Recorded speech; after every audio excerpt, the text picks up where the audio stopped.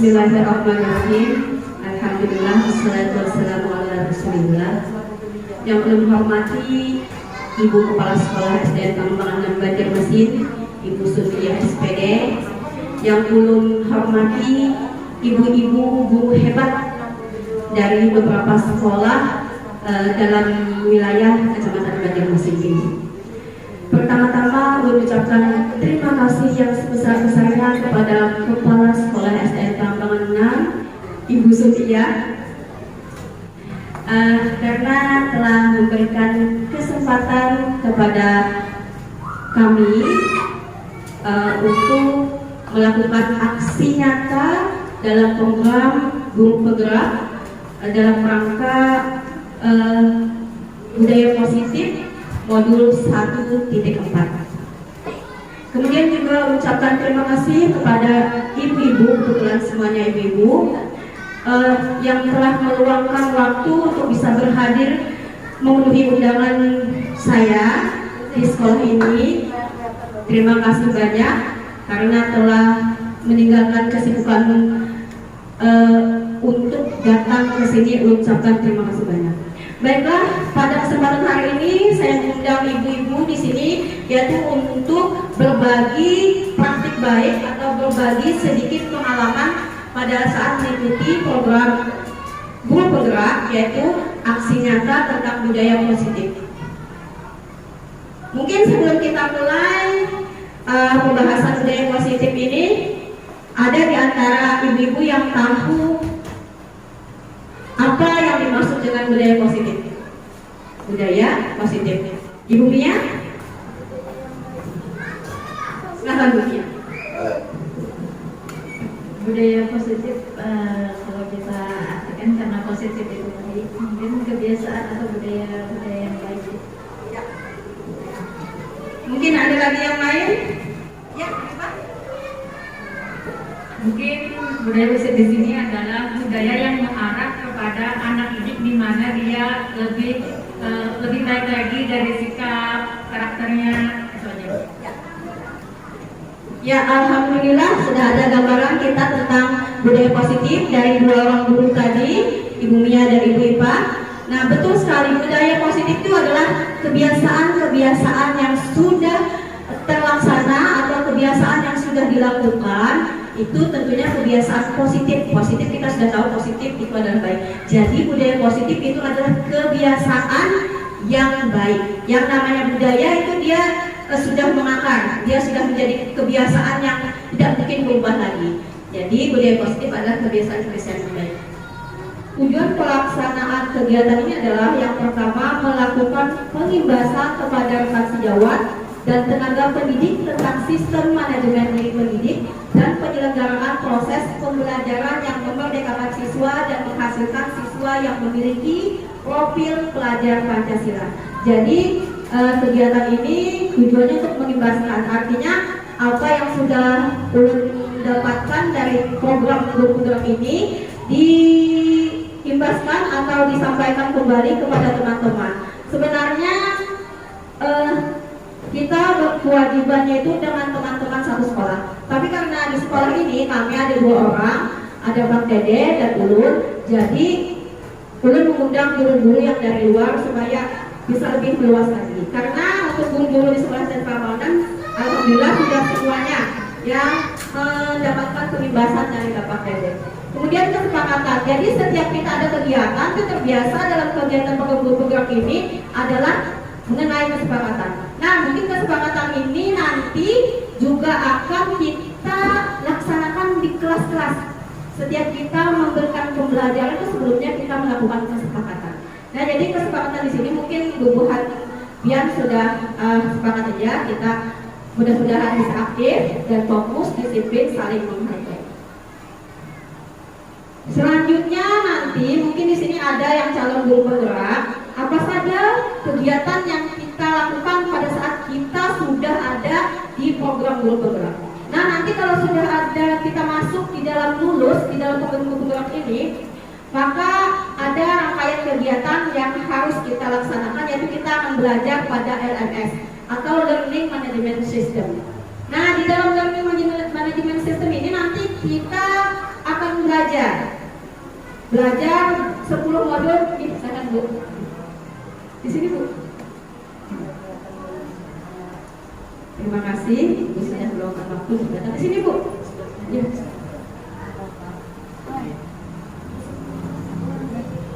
Ya, terima kasih Bu Hausia sudah meluangkan waktu untuk bisa datang di sini. Jadi dalam program guru penggerak ini ada alur yang dinamakan Merdeka.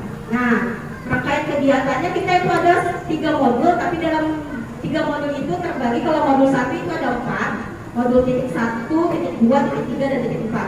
Modul 2 nanti ada 3, dan modul yang ketiga ada 3 juga, jadi 10 modul. Ini kami sudah memasuki modul kelima yaitu 2.2. Sekarang yang mau diimbaskan ini adalah modul 1.4. Jadi nanti apabila kita sudah masuk, maka yang kita pelajari itu modulnya, kemudian rangkaian kegiatannya itu nanti yang pertama mulai dari diri. Setelah itu eksplorasi konsep. Nah, kalau eksplorasi konsep ini waktu untuk kita belajar. Kita belajar baik melalui tulisan, materi yang ada di LMS. Nah, jadi di situ materi-materinya lengkap Ibu-ibu. Semuanya lengkap, ada berupa tulisan, ada berupa video, contoh-contoh lengkap, dan insya Allah semua materinya sangat bagus. Setelah memasuki program ini, Ulun merasa bersyukur ada di sini, ada di program ini.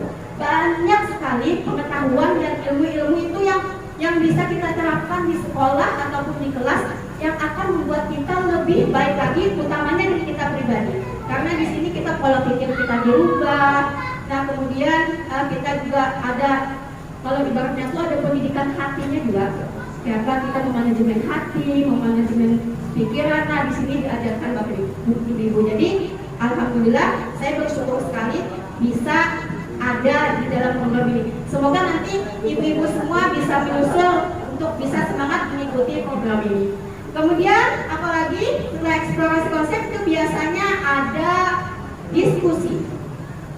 Nah, nanti diskusi ini ada dua tahapan. Yang pertama dulu diskusi dengan teman-teman, kita nanti akan dibagi kelompok-kelompok dan itu online.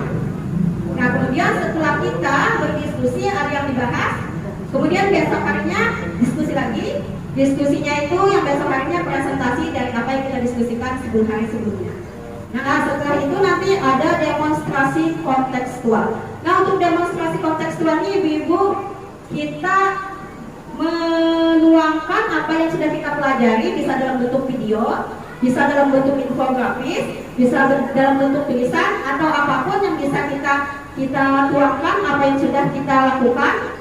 Nanti ada lagi yang namanya elaborasi pemahaman. Nah, dalam elaborasi pemahaman ini nanti kita akan berkomunikasi atau kembali berdiskusi dengan instruktur. Dengan instruktur, kalau yang 2 hari tadi kita dengan fasilitator. Setelah itu koneksi antar materi. Nah, itu menghubungkan setiap materi-materi yang kita dapat dalam modul ini dihubungkan. Misalnya modul 1 apa koneksinya dengan modul 2, modul 2 apa koneksinya dengan modul 3. Jadi semuanya itu terkoneksi. Nah, yang terakhir adalah aksi nyata. Nah, salah satu aksi nyata yang ini mengimbaskan. Tapi ini salah satunya aja. Bisa juga kita melakukan aktivitas di kelas yang sesuai dengan apa yang kita pelajari pada modul itu. Nah, ini tadi modul 1.1 yaitu tentang refleksi pendidikan Ki Hajar Dewantara. Kemudian modul 1.2 tentang nilai dan peran guru penggerak. Kemudian modul 1.3, silakan Bu, masuk Bu, sini Bu. Terima kasih Ibu Upi sudah bisa datang. Modul 1.3 visi guru penggerak dan modul 1.4 budaya positif. Nah, sekarang ini yang akan dibahaskan adalah modul 1.4. Ini modul 1.1 refleksi filosofi pendidikan nasional Ki Hajar Dewantara. Nah, sebelum kita ke sini, mungkin kita sudah sering mendengar istilah pendidikan. Nah, mungkin Bu Hantian ada yang tahu apa yang dimaksud dengan pendidikan. Kalau yang ini kan pendidikan berdasarkan filosofi Ki Hajar Dewantara. Mungkin ada yang mau berbagi ide, ada yang mau berbagi ilmunya apa yang dimaksud dengan pendidikan? Ibu Mia, ada pendapat tentang pendidikan?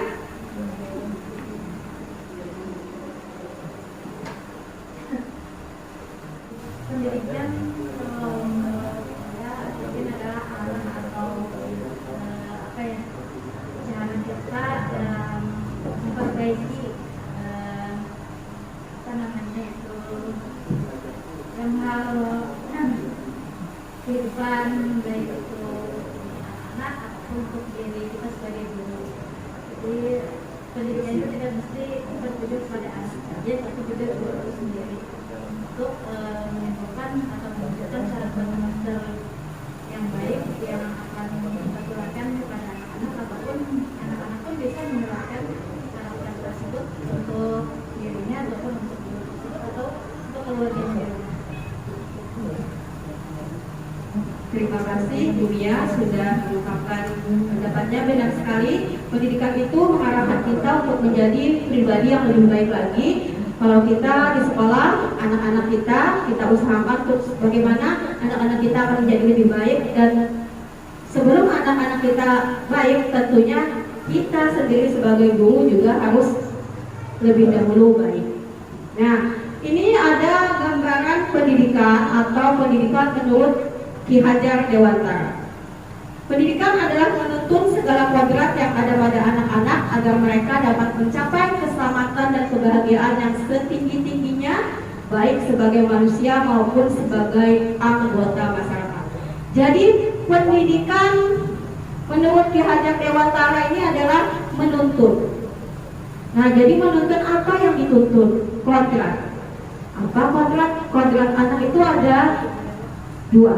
Nah, jadi ada kodrat yang namanya alam dan ada kodrat zaman. Artinya anak itu hidup pada alam yang berbeda-beda. Ada yang hidupnya di pegunungan, ada yang mungkin di tepi laut atau pantai, ada yang mungkin di pedesaan. Nah, itu semua kita, anak-anak kita itu memiliki kodrat itu yang berbeda-beda. Ada sama. Nah, sementara kodrat zaman adalah di mana zaman mereka hidup. Otomatis zaman kita dulu dengan zaman anak-anak saat ini tidak sama. Mungkin kita dulu pembelajaran kita seperti apa? Iya, Peter Satria Bu? Iya, CBSA betul sekali. Cara belajar siswa aktif. Kurikulumnya, Teacher Center betul sekali. Dulu kita hanya berpusat kepada guru. Guru paham satu-satunya yang zaman ibaratnya tuh sumber belajarnya, gurulah satu-satunya yang bisa memberikan pembelajaran kepada kita. Nah, sekarang zamannya beda. Zamannya berbeda. Anak-anak kita hari ini sudah mengenal yang setiap hari dipegang apa Bu? HP. Di HP itu sudah banyak sekali yang bisa diakses, baik itu hal-hal yang baik ataupun hal-hal yang buruk. Nah, jadi anak-anak kita tuh sumber belajarnya sudah bukan kita lagi, bukan guru lagi sumber belajarnya, tapi juga dari gadget yang mereka pegang. Nah, di situ sudah hampir semua sumber pengetahuan bisa mereka akses. Jadi kita menuntun anak-anak kita yang hidup di zaman sekarang dan zaman dahulu itu tentu saja berbeda. Kita harus menuntun sesuai dengan kodratnya masing-masing. Mungkin kita bisa mengingat kembali bagaimana dulu pendidikan di zaman Belanda. Ada yang mungkin tahu lah bagaimana pendidikan di zaman Belanda? Ya, dulu itu kan pendidikan di zaman Belanda itu yang sekolah itu hanya, iya betul Bu, hanya orang-orang ningrat, orang kaya, bubuhan Belanda aja, kecuali orang yang disekolahkannya tuh gasan membantu perekonomiannya ini mau menyekolahkan. Nah, seperti itu. Kemudian bagaimana pendidikan Belanda, sistem pendidikan pada masa zaman kolonial? Seperti kita tahu bahwa pendidikan pada zaman kolonial itu banyak menerapkan yang namanya sistem hukuman. Makanya guru-guru kita kan biasanya mendidik kita seperti itu ya. Sekarang kita tidak bisa lagi seperti itu.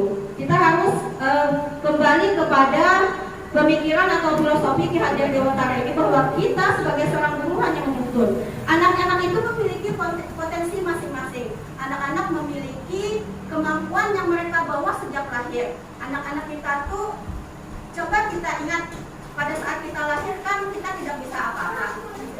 Tapi mereka memiliki potensi untuk bisa berjalan, memiliki potensi untuk bisa bicara, memiliki potensi untuk bisa berlari dengan apa? Dengan dituntun oleh orang tuanya, yalah. Kemudian menuntun anak lo melajari, yalah. Nah, jadi kita tuh sebenarnya menuntun anak-anak itu sudah diberikan kodrat untuk bisa berjalan, untuk bisa berlari, untuk bisa bicara. Jadi kita tinggal mengarahkan. Artinya mereka memiliki potensi yang dibawa sejak lahir. Itulah anugerah Allah. Nah, jadi kita sebagai guru juga demikian. Kita hanya menuntun kodrat anak. Bagaimana anak tumbuh itu, misalnya kalau Ki Hajar Dewantara ini mengibaratkan bahwa kita sebagai guru ini sebagai seorang petani yang akan menanam padi, dan padi itu tumbuh kita dengan melakukan pemupukan, maka dia akan tumbuh. Tidak mungkin kan padi itu menjadi jagung. Nah, jadi padi itu akan tetap tumbuh menjadi padi, tapi melalui perawatan dari sang petani tadi. Disiram, diberi pupuk, dirawat, sehingga padinya tumbuh menjadi padi. Tidak mungkin menjadi jagung. Nah, demikian juga kita menanam jagung. Kita tidak bisa menerapkan ilmu padi sama dengan ilmu jagung. Artinya kalau dia padi, maka kita harus memperlakukannya, penanamannya itu seperti padi. Kalau jagung juga seperti jagung. Tidak bisa kita menyamakan. Itu artinya kita sebagai seorang guru itu harus melihat kodrat anak. Misalnya kodrat anaknya dia memiliki kemampuan yang lebih, maka bagaimana kita memberikan pembelajaran kepada anak itu disesuaikan dengan kodratnya. Jadi kita ini diharapkan dapat melahirkan manusia-manusia yang merdeka. Bagaimana manusia yang merdeka itu? Manusia yang merdeka itu tidak tergantung pada orang lain, tidak diatur orang lain, tapi dia mengatur dirinya sendiri. Nah, itu yang kita dalam proses ini untuk pembentukannya dalam kurikulum baru ini. Kemudian pendidikan menciptakan ruang bagi murid untuk bertumbuh secara utuh agar mampu memuliakan dirinya dan orang lain, merdeka batin dan menjadi mandiri, merdeka lahir. Kekuatan diri kodrat yang dimiliki untuk murid menjadi cakap mengatur hidupnya dengan tanpa perintah oleh orang lain. Jadi kita diharapkan agar anak-anak kita nantinya mereka merdeka, mereka bisa mengatur diri mereka sendiri tanpa diatur oleh orang lain. Itu yang diharapkan. Jadi kita menuntut anak itu sesuai kodratnya tadi. Yang misalnya dia hidupnya di zaman sekarang, otomatis kita sebagai guru harus meningkatkan kapasitas bagaimana menyajikan pembelajaran yang supaya sesuai dengan zamannya. Tidak bisa lagi itu dah ceramah seharian. Nah, alangkah baiknya kita sedikit meningkatkan kapasitas, misalnya kita tayangkan video. Nah, kalau misalnya kita tayangkan, kita sajikan permainan untuk anak-anak. Jadi kita harus ibaratnya tuh namanya tampillah memilih metode atau model pembelajaran agar apa yang kita berikan kepada anak-anak kita itu sesuai dengan alam dan zamannya. Nah, kemudian sistem omong yang sudah kita kenal yaitu ada 3, Ingat Sosun Tolodo, Ikmadio Mengantarso, Tutbuli Handayani. Nah, yang kita kenal itu sebagai jadi semboyan juga adalah Tutbuli Handayani. Nah, ini akan melahirkan daya cipta atau kognitif, daya rasa atau afektif, dan daya karsa atau motivasi. Nah, jadi ini ketiga sistem omong ini nanti akan dikuatkan lagi, akan ditumbuhkan lagi kepada diri anak kita.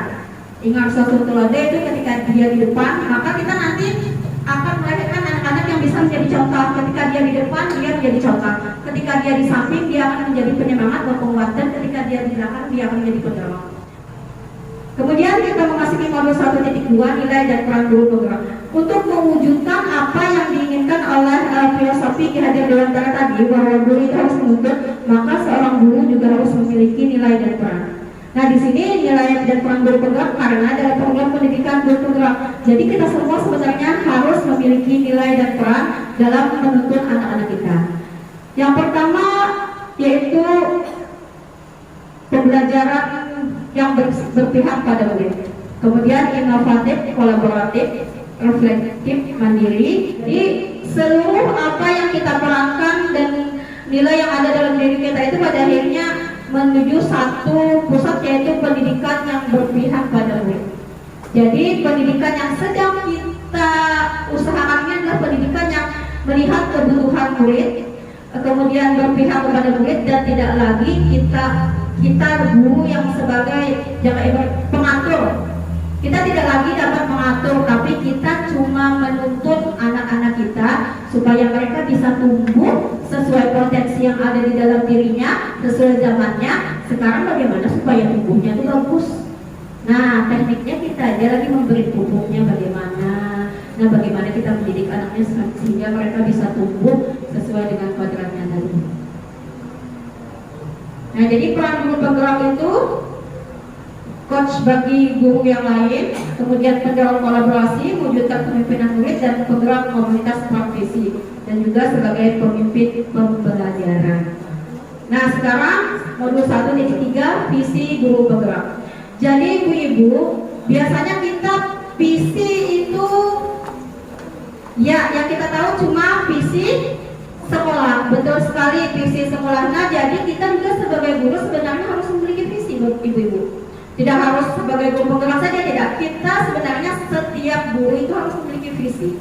Nah, dari visi-visi guru-guru ini sebenarnya lalu lahirlah visi sekolah. Jadi masing-masing guru itu memiliki visi. Apa sih visi? Ada yang tahu apa yang dimaksud dengan visi? Ya, boleh loh. Boleh. Sangat bisa. Terima kasih atas kesempatannya. Kalau pada saat Jona, visi, misi itu sama dengan kemampuan sekolah itu untuk mengembangkan sekolah itu supaya lebih baik dan lebih efisien. Itu saja. Terima kasih. Ini sedikit menambahkan, betul. Visi itu tujuan, target, impian kita, apa yang mau dicapai. Ya, boleh kita pribadi, boleh untuk sekolah.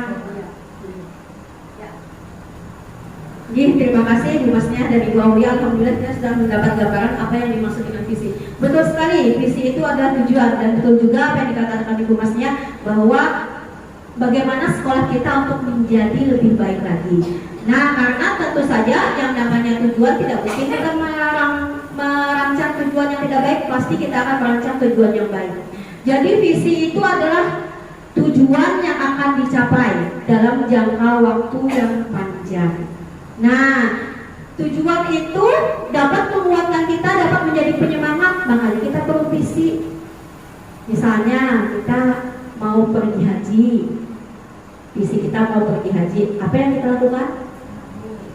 Betul, nabung. Nah, jadi kita semangat bekerja, kita semangat karena kita, aku mau punya tujuan yang haji nih, aku harus bekerja, aku harus menabung. Nah, visi ini memberikan semangat kepada kita untuk bisa bergerak ataupun berbuat agar visi kita terlaksana. Nah, jadi selain visi sekolah, kita tentunya sudah tahu setiap sekolah pasti memiliki visi. Nah, kita juga sebagai guru perlu memiliki visi. Nah, ini kemarin visi yang saya susun pada saat modul 1.3 karena diharuskan membuat visi. Dan visi ini di dalamnya itu harus terinclude atau termuat yang namanya dimensi dari profil pelajar Pancasila. Jadi visi yang kemarin dibuat yaitu mewujudkan pemimpin masa depan yang beriman dan berakhlak sebagai fondasi bagi pribadi yang kreatif dan inovatif demi menghasilkan pembelajar sepanjang hayat dalam lingkungan yang merdeka dan menyenangkan. Nah, jadi di situ ada beriman dan berakhlak, itu termasuk profil pelajar Pancasila. Kemudian juga ada kreatif. Nah, di situ memuat profil pelajar Pancasilanya. Jadi melalui visi ini, lalu kita bergerak bagaimana agar visi ini bisa terlaksana. Nah, salah satu kegiatan yang biasa saya lakukan supaya mewujudkan pemimpin tadi Mungkin Pin ada pendapat bagaimana caranya supaya kita bisa menumbuhkan jiwa kepemimpinan bagi anak didik kita. Ada yang mau berpendapat? Supaya jiwa kepemimpinannya tumbuh. Pemimpin itu apa? Kerjaannya. Pemimpin itu biasanya ada di depan. Nah, jadi kalau saya sebagai upaya untuk menjadikan pemimpin masa depan ini biasanya setiap hari itu dulu biasanya yang dilakukan Koneksi Bluetooth dihentikan. ini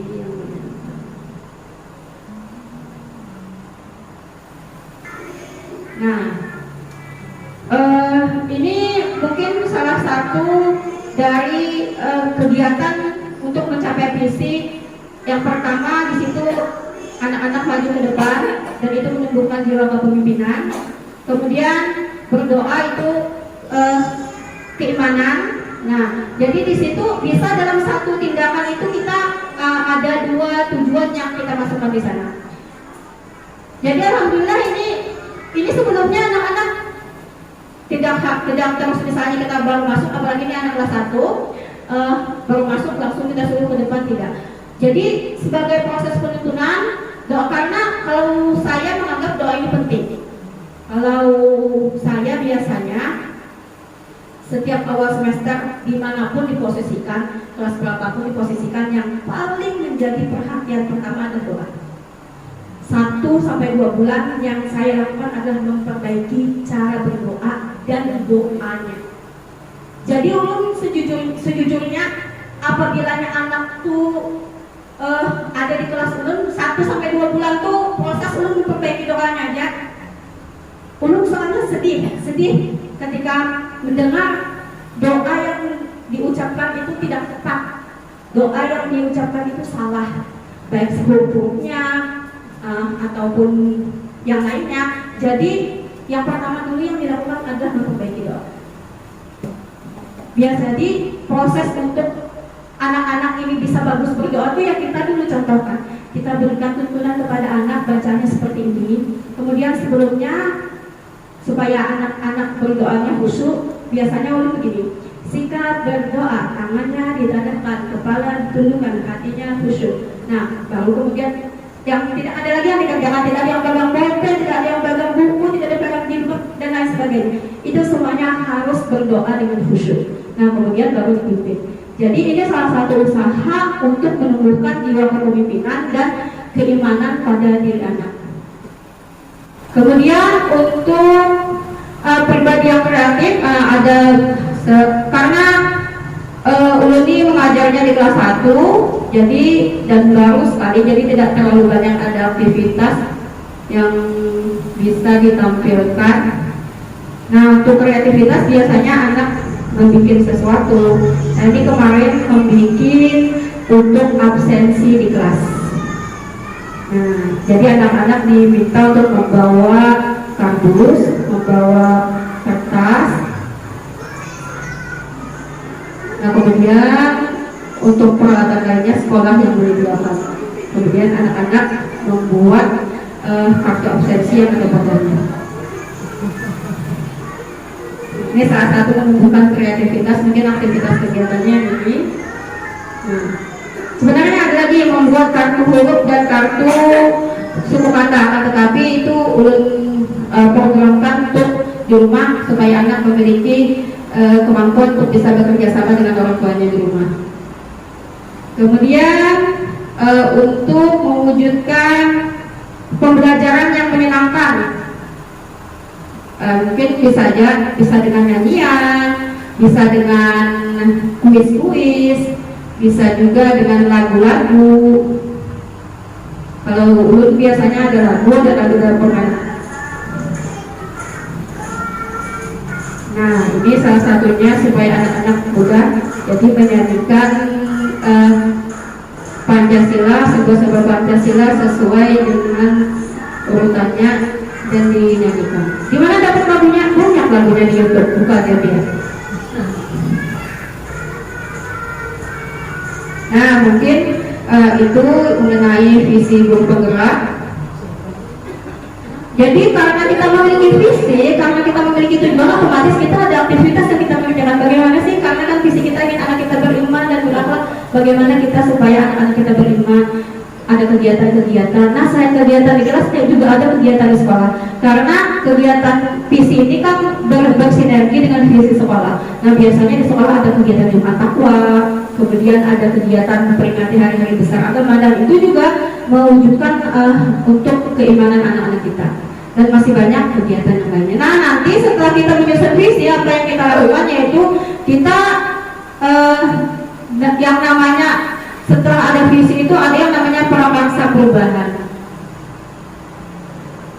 Jadi kita melakukan prakarsa perubahan yaitu dengan menyusun pertanyaan-pertanyaan yang di akronimnya adalah BAKJA, melalui BAKJA. Yang B pertama yaitu, nah yang ini membuat pertanyaan utama. Jadi setelah kita menyusun visi, kita harus memiliki prakarsa perubahan. Ini ulun lupa menampilkan apa kemarin prakarsa perubahan yang ulun, karena ada di situ kreatif, maka menumbuhkan pembelajaran yang dapat mengembangkan kreativitas anak. Nah, jadi di sini kita susun pertanyaan.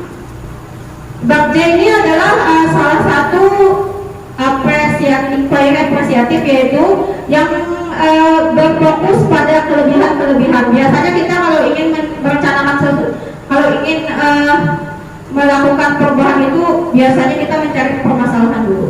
Kalau di sini kita dari kelebihan, apa sih kelebihan kita di sekolah, apa sih kelebihan guru-guru yang ada di sekolah, apa kelebihan lingkungan-lingkungan di sekolah.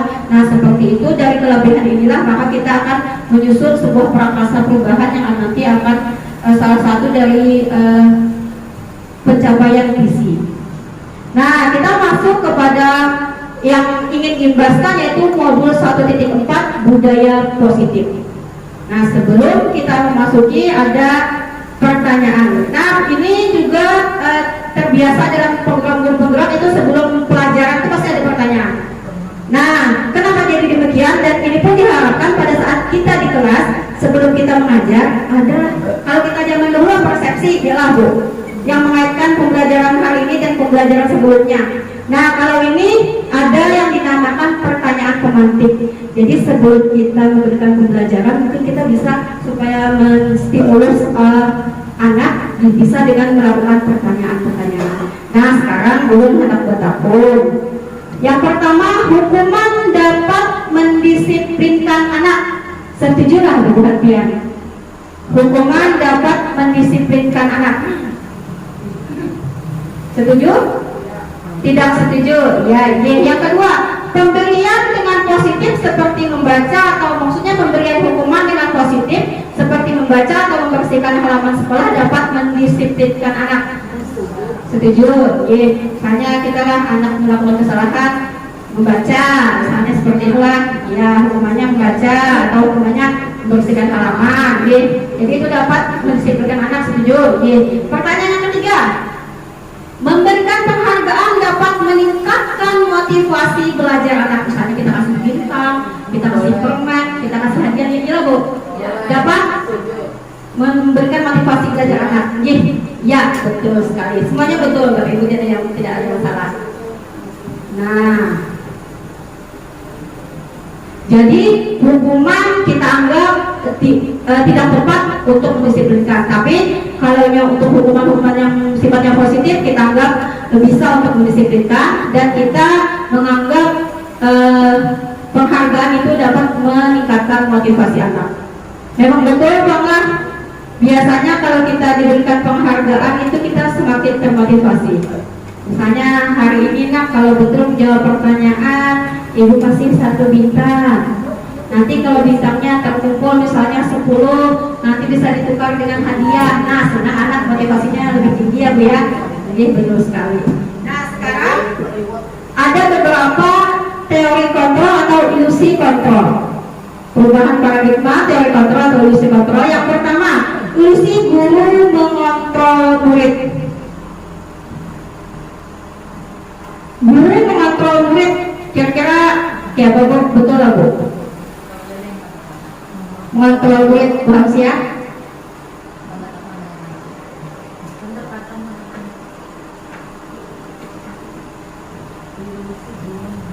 Ya, terima kasih kepada Ibu yang menjelaskan saya. Perubahan paradigma teori kontrol prestasi kontrol itu kita selalu pendekatan dengan anak. Jadi kita tuh bukan berada di meja guru saja.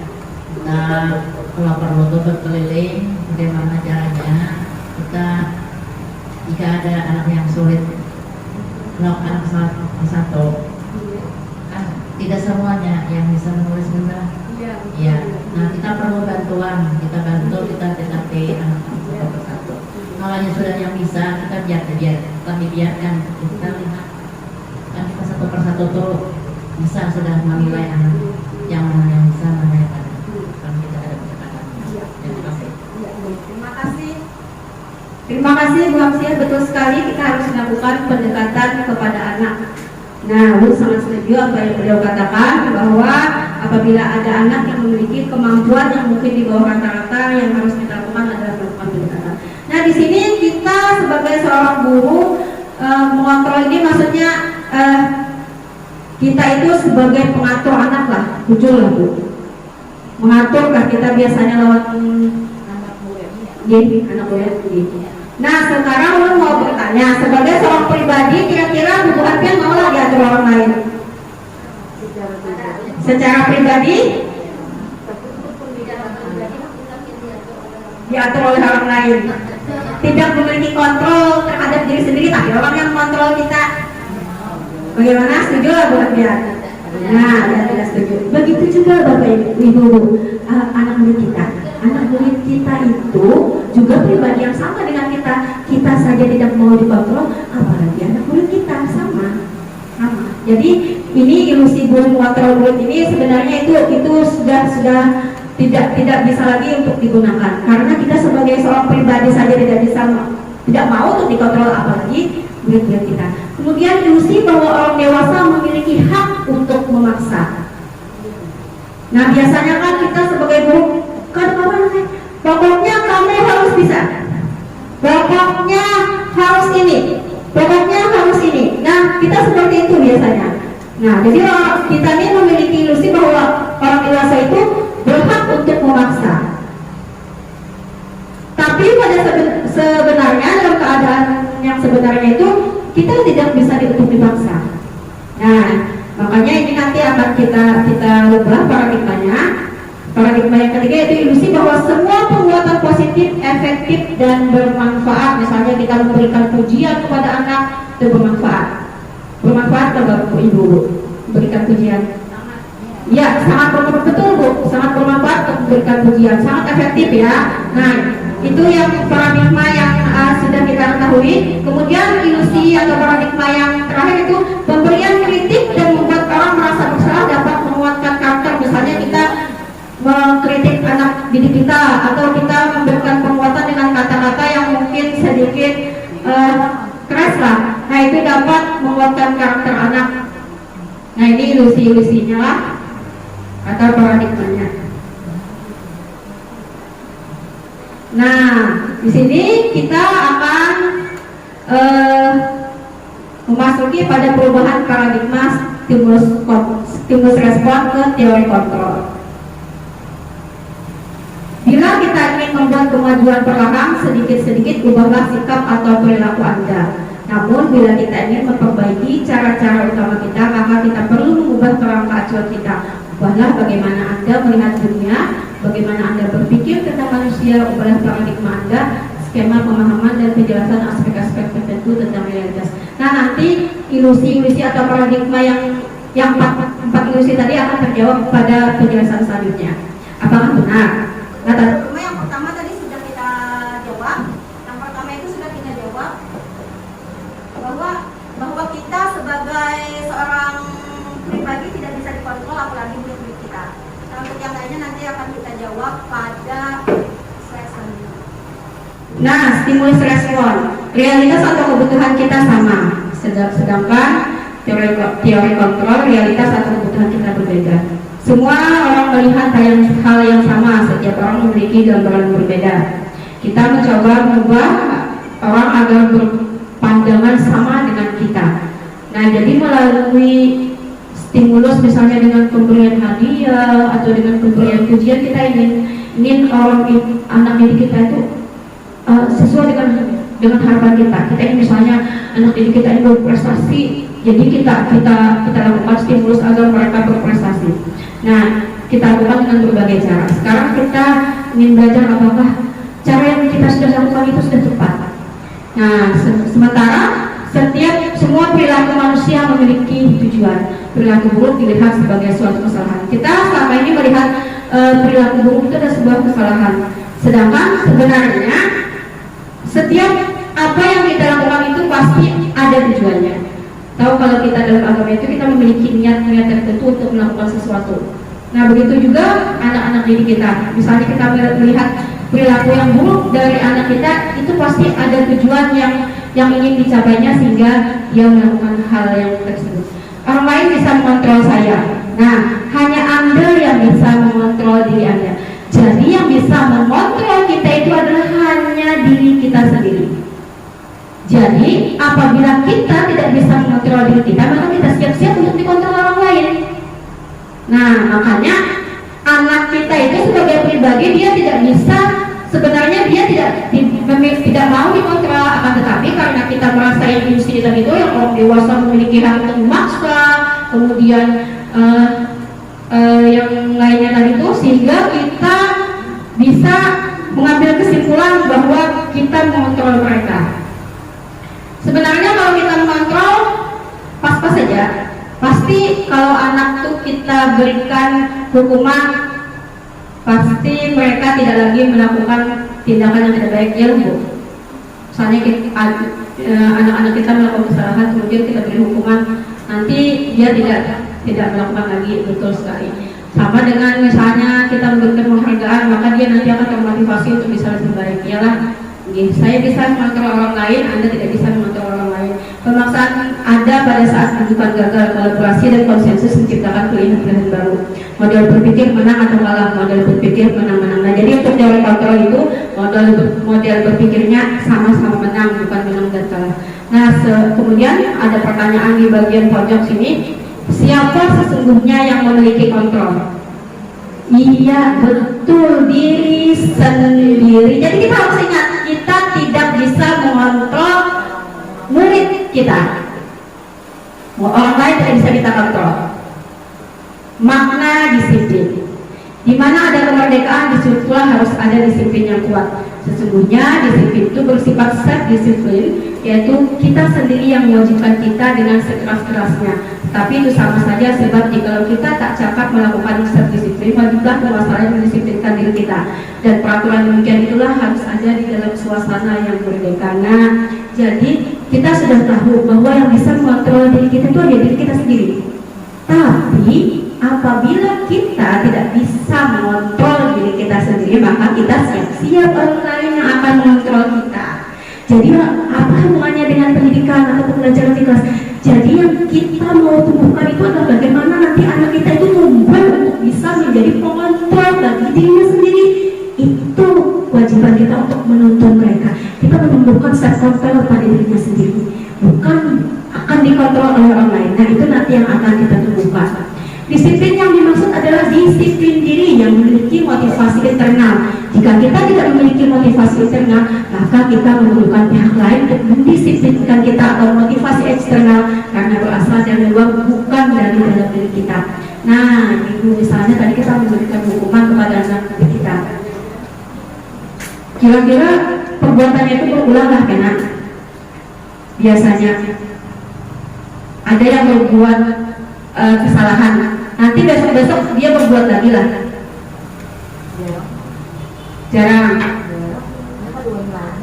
Ada lagi. Tapi ada sebagian. Nah, jadi hukuman memang bisa untuk mengontrol anak kita, untuk mendisiplinkan anak kita. Tapi itu tidak akan bertahan lama. Kenapa?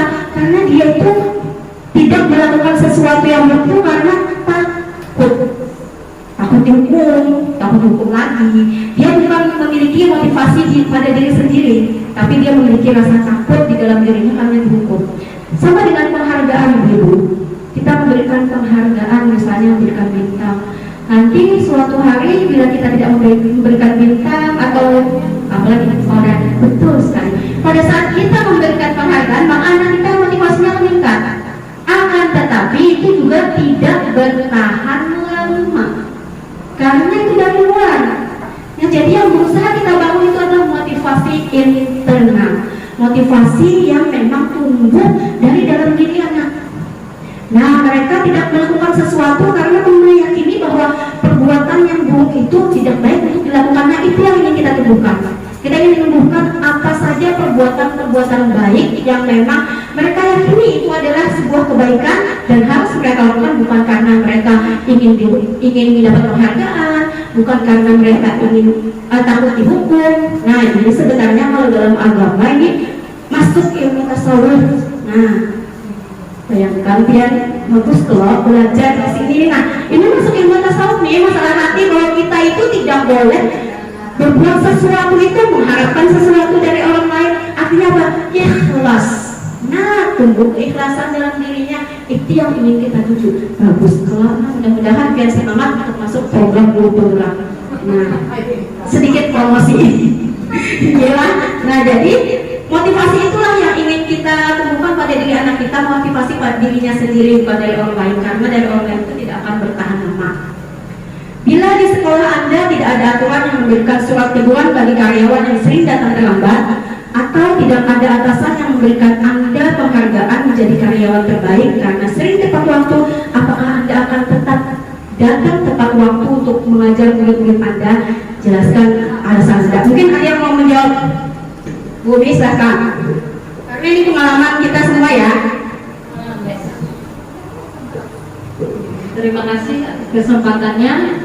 Kalau menurut saya akan tetap datang tepat waktu untuk mengajar murid-murid, karena apa? Itu sudah ada di dalam diri kita, sudah ditanamkan disiplin bagaimana kita supaya untuk memotivasi diri kita sendiri supaya walaupun tidak ada surat teguran ataupun dalam bentuk penghargaan, kita akan tetap menjadi karyawan yang terbaik. Terima kasih. Terima kasih.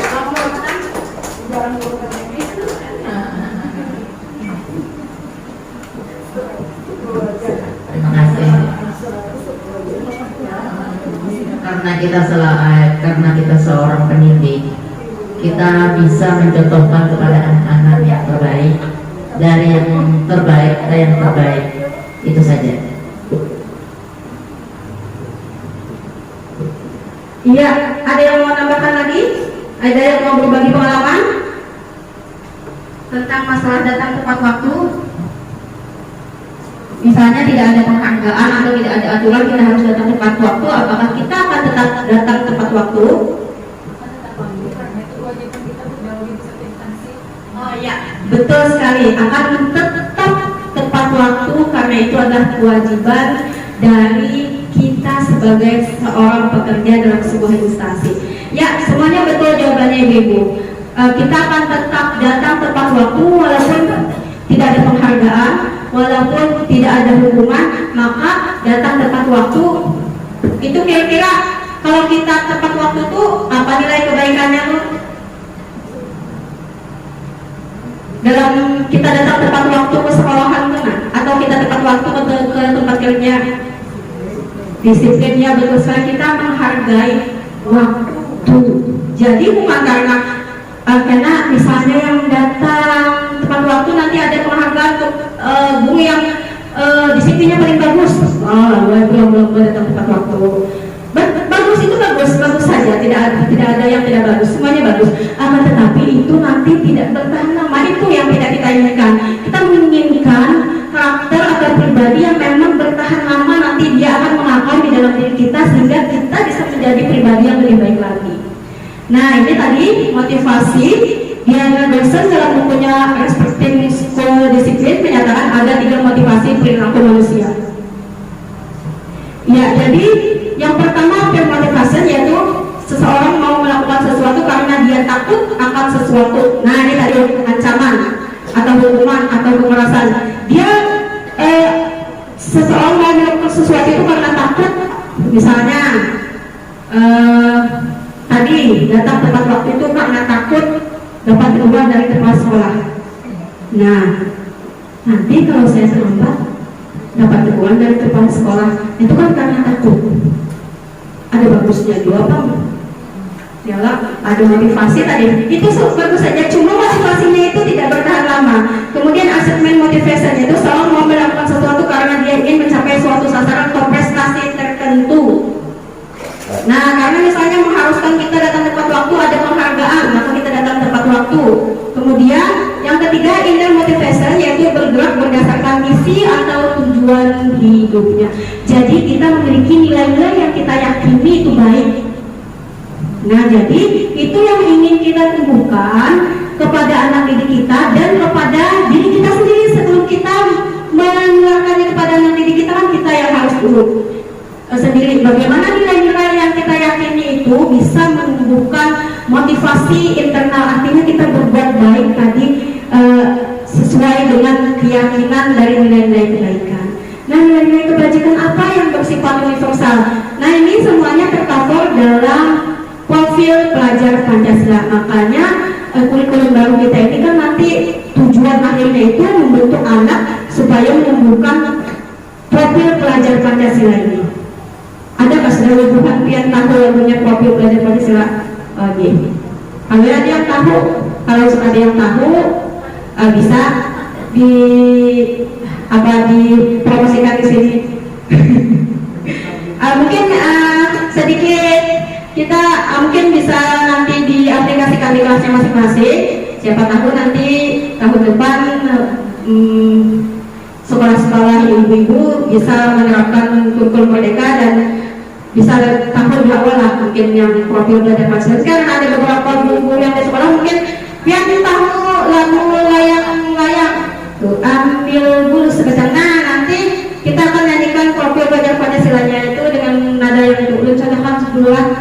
Mungkin ada ibu yang lain juga mengikuti. Nah, 1, 2, 3 profil pelajar Pancasila ada 6 dimensinya: beriman, bertakwa kepada Tuhan Yang Maha Esa, dan berakhlak mulia, mandiri, gotong royong, berkebinekaan global, bernalar kritis dan kreatiflah kita. Mari kita laksanakan. Bisa ibu-ibu mungkin bisa menjadi oleh-oleh kesembuhan pihak keseputik baru oleh bisa kita nyanyikan bersama-sama. 1, 2 profil pelajar Pancasila ada 6 dimensinya: beriman, bertakwa kepada Tuhan Yang Maha Esa, dan berakhlak mulia, gotong royong, berkebinekaan global, bernalar kritis dan kreatiflah kita. Mari kita laksanakan. Nah, jadi nanti ibu-ibu bisa bikin juga dengan nada-nada yang lain supaya anak mudah menghafal dari 6 dimensi ini. Ini sangat mencakup sekali nilai-nilai kebajikan yang sifatnya universal. Beriman, bertakwa kepada Tuhan Yang Maha Esa, itu banyak sekali nilai-nilai yang akan di dalamnya. Nah, jadi inilah tujuan akhir dari pendidikan dan pembelajaran untuk kurikulum yang akan kita laksanakan di masa depan ini. Nah, ini ada kasus ibu. IPA kurang menguasai pelajaran matematika, sehingga pada saat pelajaran tersebut berlangsung, dia lebih banyak berdiam diri atau menggambar di buku pelajarannya. Pada saat guru matematika Seno menanyakan pertanyaan, IPA menjadi gugup dan tak sengaja menjatuhkan tasnya dari musuh, serta tiba-tiba menjadi gagap pada saat berupaya menjawab jawab. Seluruh kelas pun tertawa melihat perilaku IPA Orang tadi yang hidupkan. secara tergagap Mana Luke dan teknis. sedang mencari perangkat. Pak Sena pada saat itu membiarkan teman-teman IPA mentertawakan IPA yang tergagap dan malu luar biasa. Dan malahan minta IPA maju ke depan dan berdiri di depan kelas sambil menunjuk hidungnya karena tidak bisa menjawab pertanyaan Pak Seno. Kelas semakin gaduh dan akhirnya anak-anak pun tertawa melihat IPA di depan kelas memegang ujung hidungnya. Apakah ibu-ibu setuju dengan tindakan Pak Seno terhadap IPA? Mengapa? Ada yang mau memberikan pendapat? Bu Aulia?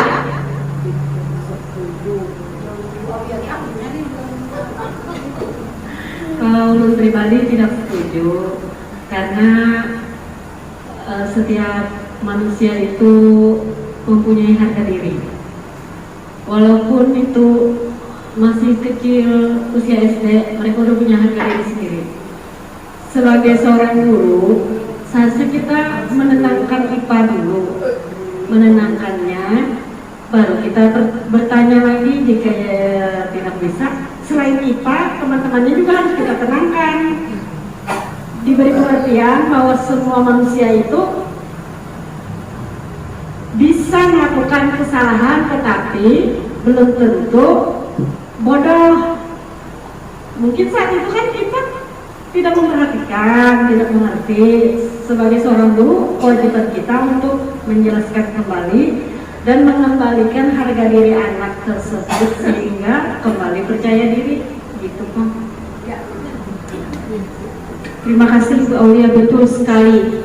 Kita tidak setuju dengan tindakan Pak Seno karena itu mempermalukan IPA.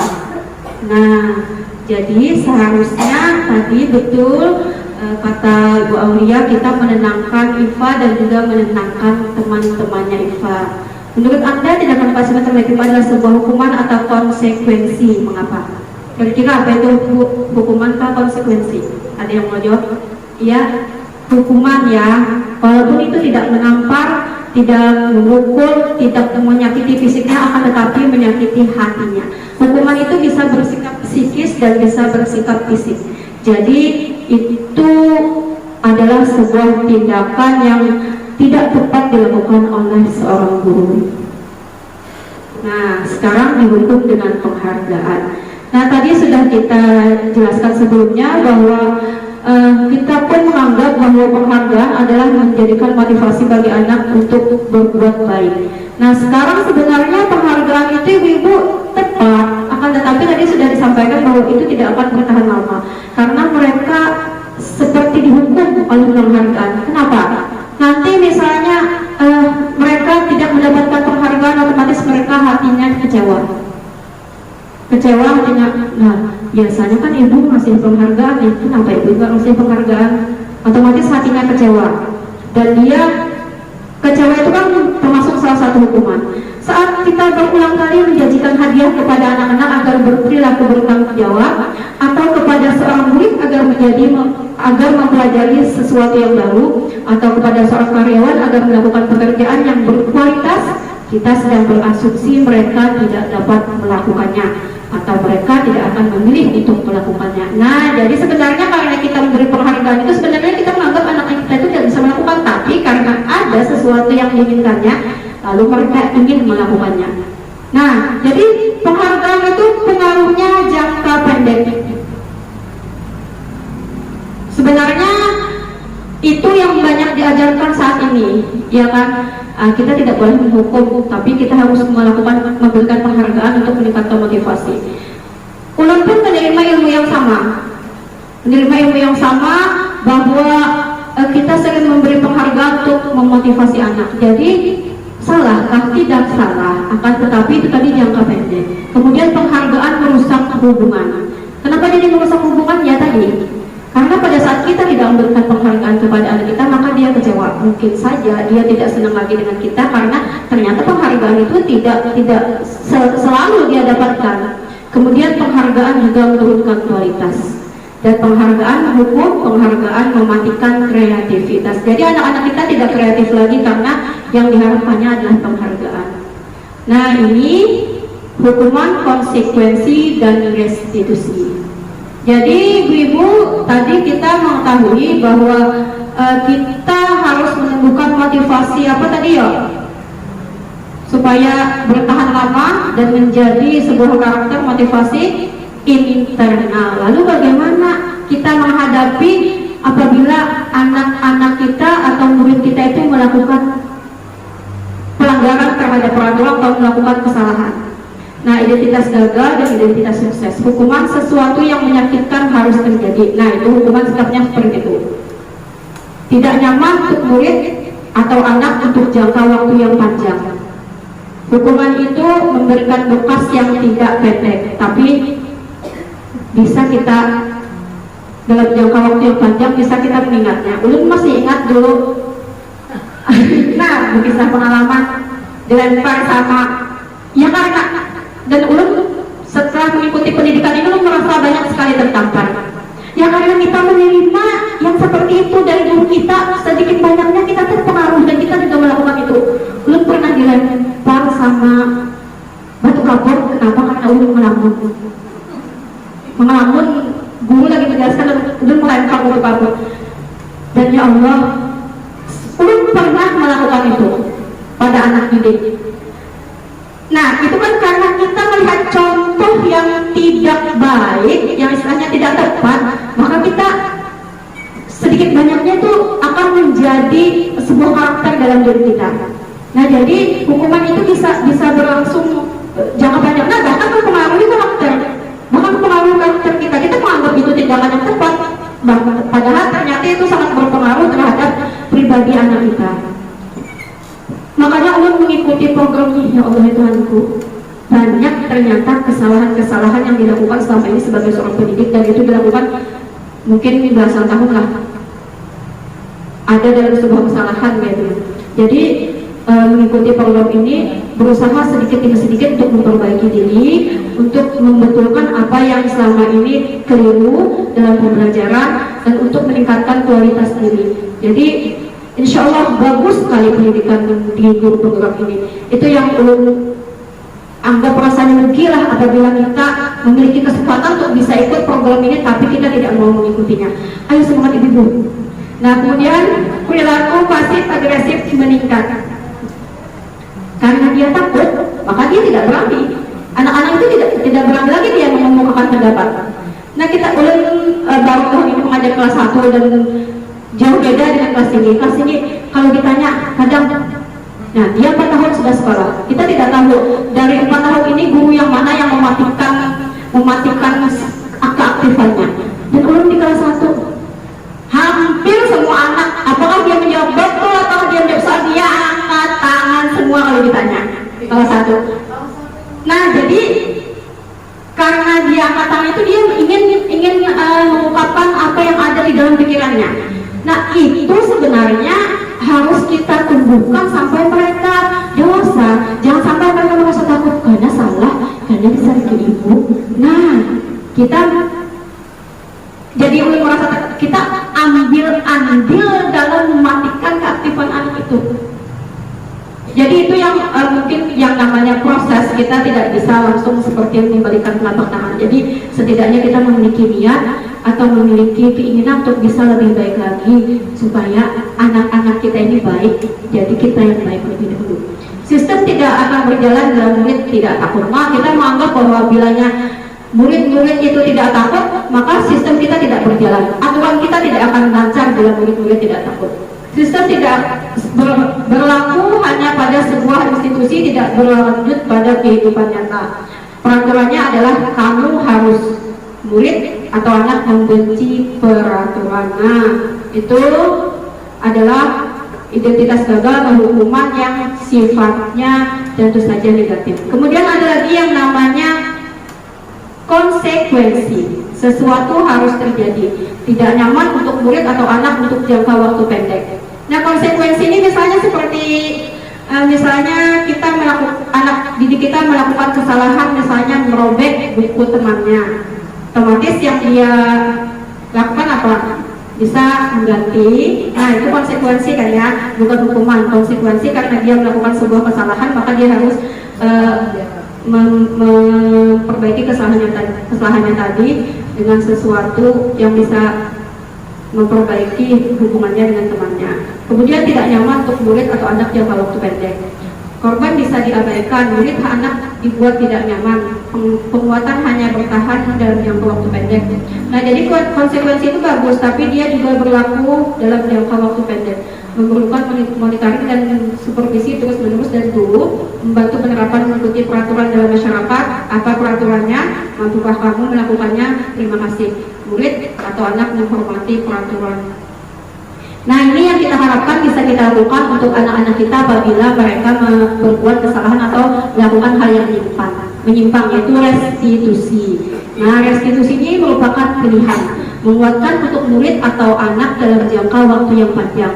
Korban mendapatkan ganti, murid atau anak mendapatkan penguatan, masalah terpecahkan, murid belajar bertanggung jawab untuk perilakunya, fokus pada pemecahan masalah dalam jangka waktu panjang.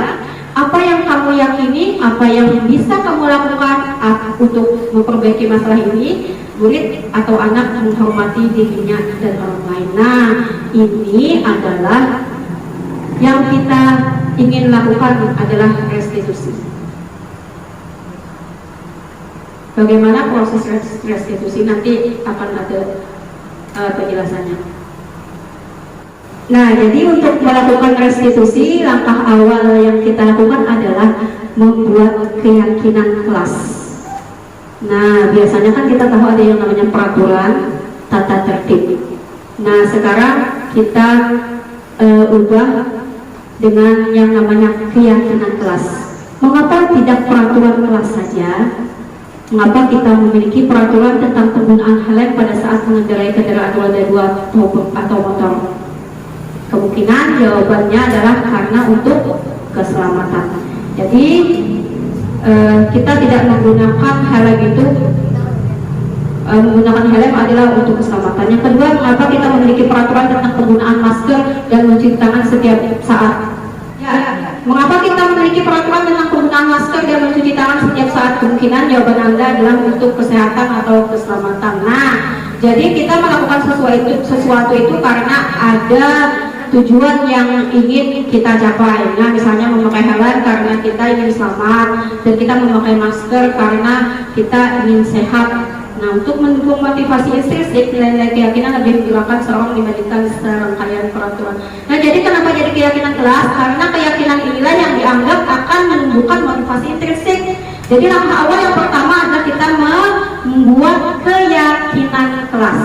Keyakinan kelas ini ibu-ibu bersifat abstrak, jadi kalimatnya tidak lagi kita menggunakan dilarang misalnya membuang sampah sembarangan, tidak boleh ini, tidak boleh itu, tidak, tapi dia akan mengarah kepada nilai-nilai kebajikan yang bersifat universal. Nah, apa keyakinan kelas? Keyakinan kelas yaitu nilai-nilai kebajikan universal yang disepakati secara tersirat dan tersurat lepas dari latar belakang suku, negara, bahasa maupun agama. Nilai-nilai kebajikan universal yang akan dicapai oleh murid terkoper dalam profil pelajar Pancasila. Nilai-nilai inilah yang akan dituangkan dalam keyakinan kelas. Nah, jadi langkah awalnya adalah kita membuat keyakinan kelas. Nah, jadi ulun ada yang namanya anak-anak kelas 1, mungkin ibu sudah tahu. Kita kalau tidak memerlukan penjelasan yang konkret itu mereka mungkin tidak paham. Jadi kita bisa-bisalah untuk membangkitkan mereka untuk mengeluarkan ide dan pikirannya. Nah, jadi keyakinan kelas ini tidak kita yang membuat, tapi kesepakatan kita dengan anak didik kita. Dengan murid kita ini ulun ada semalam, dan ini pun mungkin masih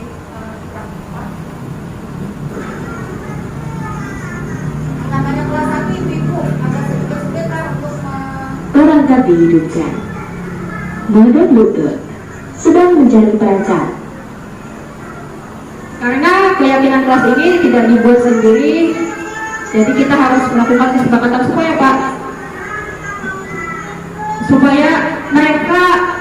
mereka tahu.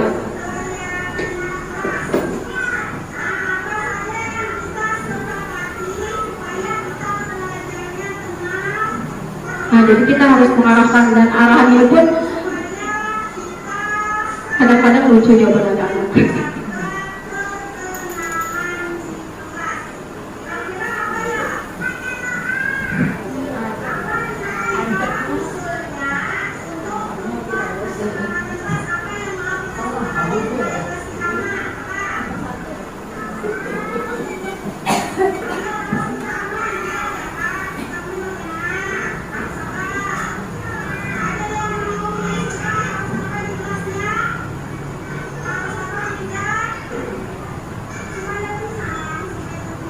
Nah, lambat dengan untuk mengambil kalimat yang pas atau ide yang pas dengan keinginan kita membuat keyakinan kelas itu. Jadi harus ada stimulus lah, harus ada rangsangan-rangsangan supaya mereka bisa mengeluarkan ide yang tepat.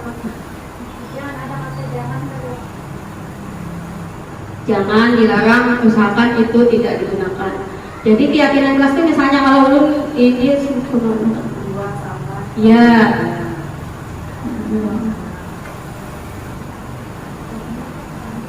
Nah jadi misalnya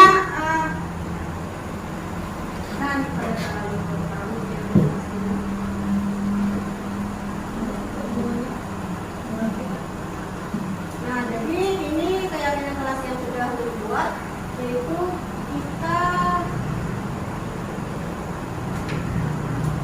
saling menjaga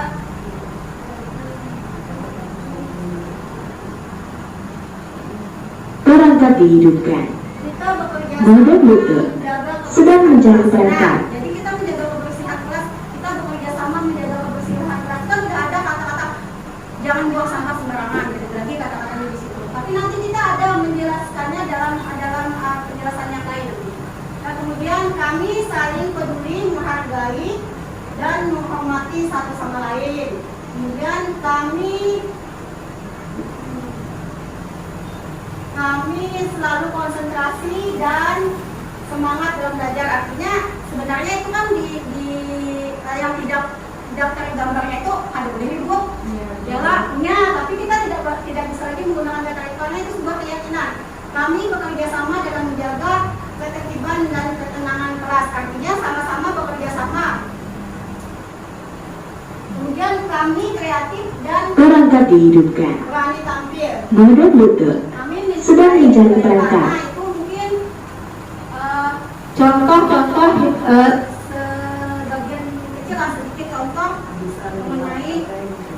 mengenai keyakinan kelas ini. Jadi mungkin kalau nyempian hendak lebih banyak lagi, banyak contohnya di Google. Jadi tapi usahakan kita dalam membuat keyakinan ini tidak dari kita, supaya anak-anak kita tahu. Nah jadi itu harus kita melakukan kesepakatan dengan anak kita. Nah jadi seperti ini untuk mengkonkretkannya, Bu.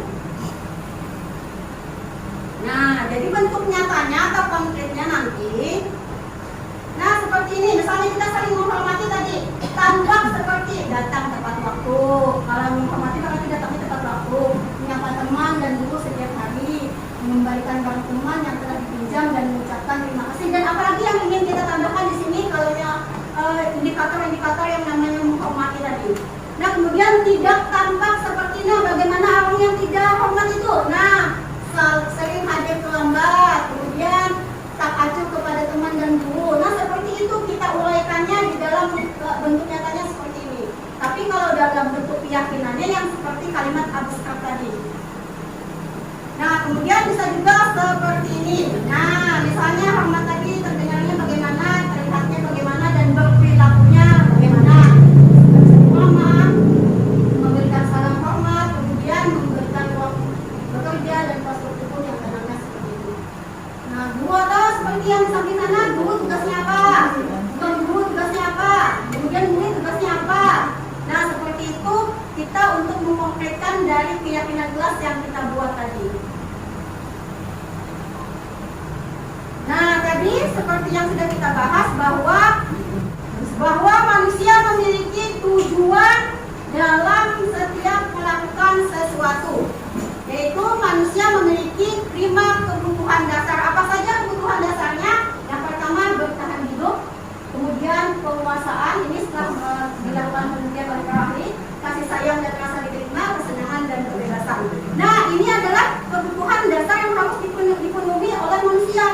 Jadi misalnya kita lihat anak didik kita atau murid kita perilaku yang tidak baik, misalnya mereka memukul temannya, nah otomatis itu ada kebutuhan dasar dari diri mereka yang tidak terpenuhi. Nah, jadi bagaimana caranya?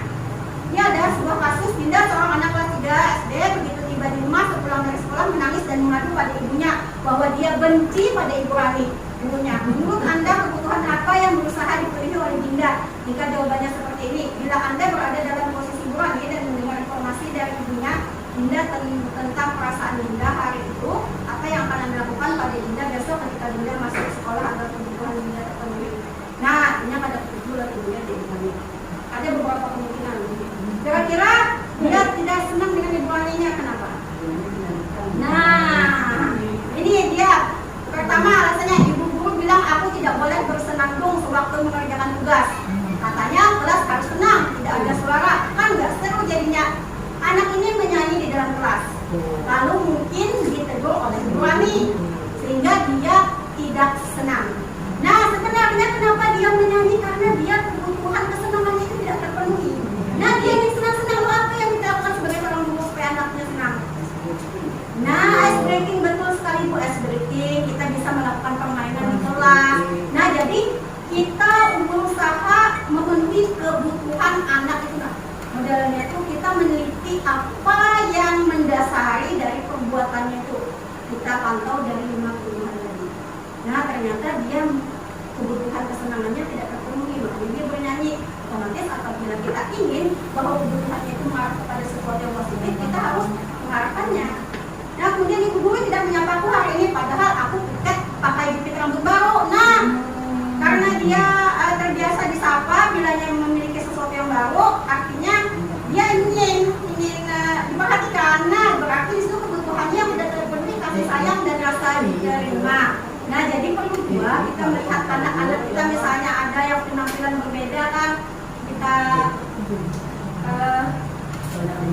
ya, aku bosan masa belajarnya cuma gitu-gitu aja, dengerin ibu guru aja. Nah, ibunya kebanyakan ceramah, dia ingin kebebasan. Nah, lalu bagaimana kita supaya keinginannya itu terpenuhi, tapi dalam bentuk hal yang positif. Nah, aku sebel gambarku tidak rapi, malah ibu guru menunjukin ke teman-teman di depan kelas. Nah, dia tidak ingin gambarnya tidak rapi itu untuk ditunjukkan. Nah, oleh itu dia kebutuhan penguasaannya yang tidak terpenuhi. Nah, jadi ini tadi restitusi yang harus kita lakukan untuk menghadapi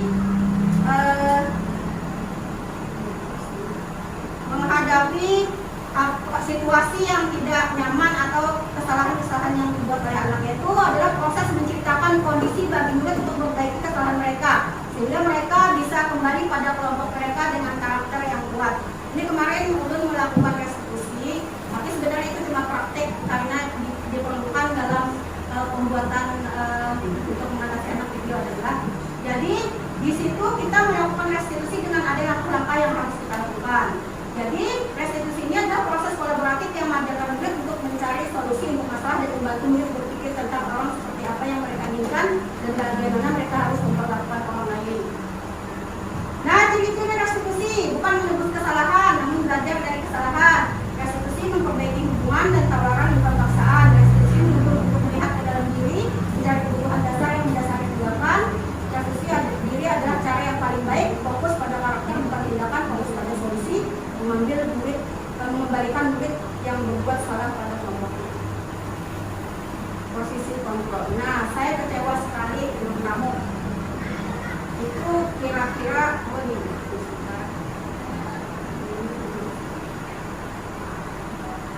di posisi kontrol. Jadi posisi kontrol itu ada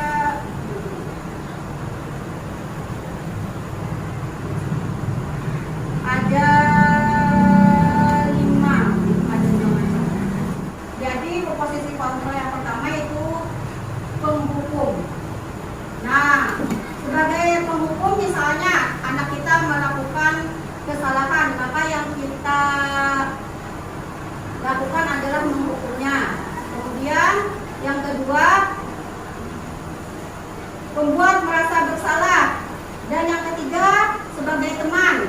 Yang keempat, sebagai pemantau. Nah, sebagai teman ini mungkin sering kita lakukan, di mana guru pada posisi tidak akan menyakiti murid, namun akan tetap berupaya mengontrol murid melalui persuasi. Posisi teman pada guru bisa negatif ataupun positif. Bagus saja murid kita menganggap kita sebagai teman. Biasanya kita sering melakukan seperti itu. Akan tetapi itu nanti dampaknya bahwa anak-anak kita itu, anak murid kita itu hanya akan menjadikan kita sebagai temannya. Nanti dia karena guru yang lain tidak seperti guru yang mengajarnya, maka dia tidak akan berperilaku yang sama dengan guru yang lainnya. Artinya tindakannya itu tidak bertahan lama. Anak pemantau ini seperti tadi, misalnya dia melakukan kesalahan, konsekuensi apa yang akan diterimanya untuk memperbaiki kesalahannya. Nah, ini yang posisi yang kelima ini sebagai seorang manajer ini yang kita lakukan pada restitusi.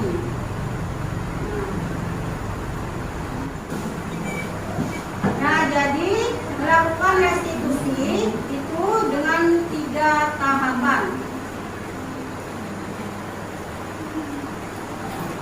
Langsung ke tahapannya saja. Tahapan yang pertama yaitu menstabilkan identitas. Nah, jadi untuk menstabilkan identitas, maka guru memberikan beberapa pertanyaan kepada murid. Mungkin belum tampilkan kan?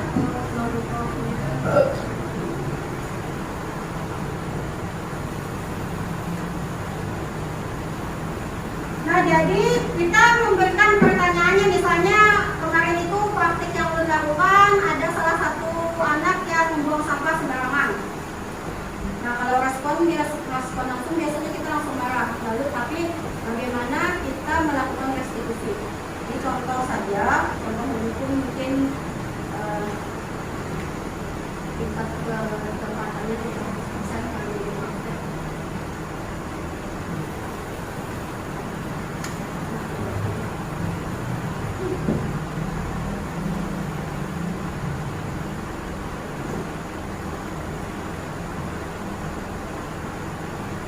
Jadi kalau yang pengen mengikuti program guru penggerak ini, nanti setiap tugas itu bisa di-share ke YouTube, kemudian linknya itu yang diserahkan sebagai tugas. Nah, mungkin ini contohnya, langsung saja tidak.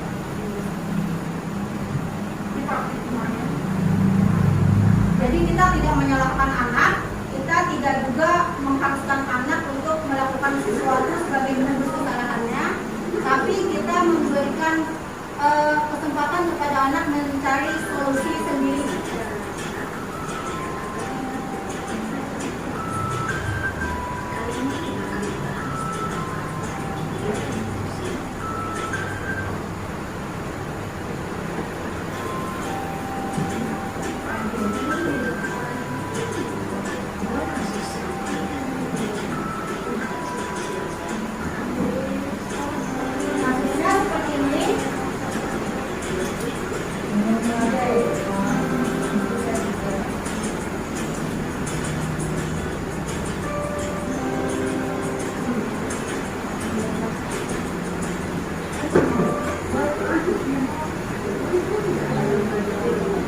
Perangkat dihidupkan. Budak-budak sedang mencari perangkat.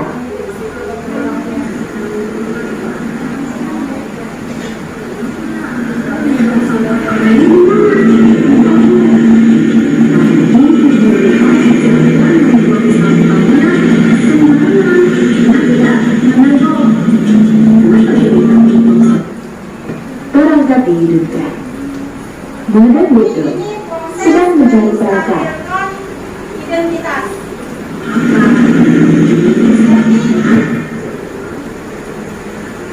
Anak-anak kita itu dia diberikan pertanyaan-pertanyaan untuk menstabilkan identitasnya, bahwa Perangkat dihidupkan. Budak-budak sedang mencari perangkat. ya setiap anak mungkin saja melakukan kesalahan, akan tetapi bagaimana supaya kesalahan itu bisa diperbaiki. Jadi Perangkat dihidupkan. Budak-budak sedang mencari bakat. Nah, kemudian tahap akhirnya itu menanyakan keyakinan. Jadi kita ingat Kak, Keyakinan Orang kaki hidupkan. itu apa? Badan butuh, sedang mencari bakat. Nah, baik. Orang kaki hidupkan. katakan bahwa Badan butuh, sedang mencari bakat. Bahwa keyakinan kelas Orang kaki hidupkan. Badan butuh, sedang mencari bakat. bahwa kesalahan hanya dia membuat salah orang lain.